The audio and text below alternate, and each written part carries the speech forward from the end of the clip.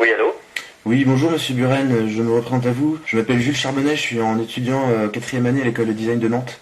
Nous avions pris contact il y a 2 semaines environ. Je vous ai parlé d'un projet de bateau pour lequel j'avais souhaité que vous fassiez un travail de réappropriation. Ah oui, oui, bonjour, oui, ah oui, je me rappelle bien. D'ailleurs, vous avez reçu mon croquis par mail, non? Oui, oui, et je voulais justement vous remercier de cela. C'est vraiment un plaisir et un honneur pour moi de pouvoir échanger avec vous. Ouais, allez, vous savez, je suis déjà passé par là quand j'étais jeune.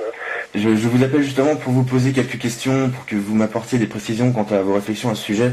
Par exemple, comment imagineriez-vous techniquement la construction de votre installation sur le bateau, et aussi de quelle manière vous avez pensé à l'usager voyageur qui prendrait ce bateau. D'abord, rappelez-vous la phrase que j'avais indiquée sur cet ancien croquis. Oui, je vous expliquais que mon geste premier serait d'envelopper avec de la bande verte le bateau pour mettre en évidence à nouveau l'impact de la nature sur les infrastructures humaines. Moi, j'ai pensé à différentes choses, entre autres, j'ai pensé aux lianes qui encerclent les troncs ou les pierres dans la jungle, aux mauvaises herbes qui prolifèrent, aux lierres sauvages grimpants qui poussent sur les murs des maisons. Ça reprendrait aussi la démarche de Christo qui emballe un navire et qui donne à l'observateur l'envie de le redécouvrir et qui lui donne une vision réellement contrastée entre le design du bateau et cette installation rapportée. Moi, je pense pas à modifier le design du bateau, plutôt le laisser brut, afin qu'il cadre bien avec le paysage environnant et qu'il offre la possibilité aux passagers d'en avoir des visions différentes. Ouais. Vous êtes nantais? Oui, c'est ça, oui, tout à fait. Oui, vous connaissez certainement les anneaux que j'ai conçus avec Patrick Boucher. Oui, bien sûr.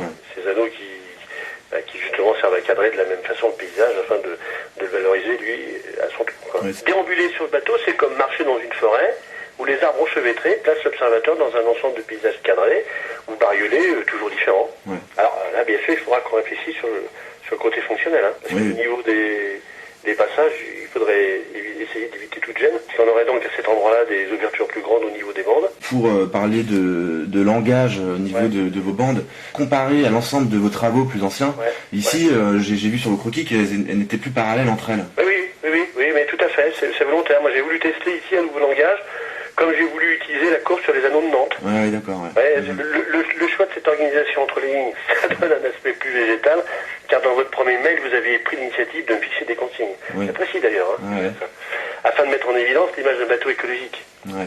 Avec logiquement, c'est ça, bien sûr, l'utilisation de la couleur verte. Oui, moi, je pense qu'avoir des bandes en plexi transparence verte permettrait, grâce aux ombres et à la lumière du soleil, de rajouter de la ligne et d'accentuer cet effet jungle qui se reflèterait aussi sur le visage et le corps des passagers. Pour ce qui est de la nuit, il pourrait y avoir un système très simple de turbine fixé sur la coque du bateau, en dessous de la ligne de flottaison, et permettant ainsi d'alimenter en électricité des réglettes de diode attachées sur la tranche de chaque bande.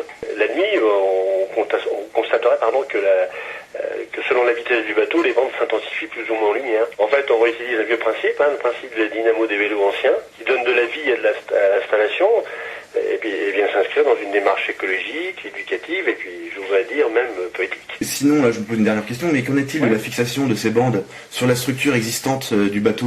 Alors là, il faudrait créer de longues bandes de plexi soudées entre elles, simuler l'effet bande de scotch unique qui enveloppe le bateau. D'accord. Pour qu'elle s'accroche au bateau, il faudrait venir fixer sur la structure existante des mini-rails de préférence transparents, dans lesquels on viendrait clipser les bandes de plexi. C'est super bien, merci à vous pour toutes ces précisions. Non, je vous en prie. Et n'oubliez pas de me tenir au courant via Internet. Ouais, d'accord. Allez, au revoir, bonne journée. Au revoir, de vos nouvelles, au revoir. Au revoir.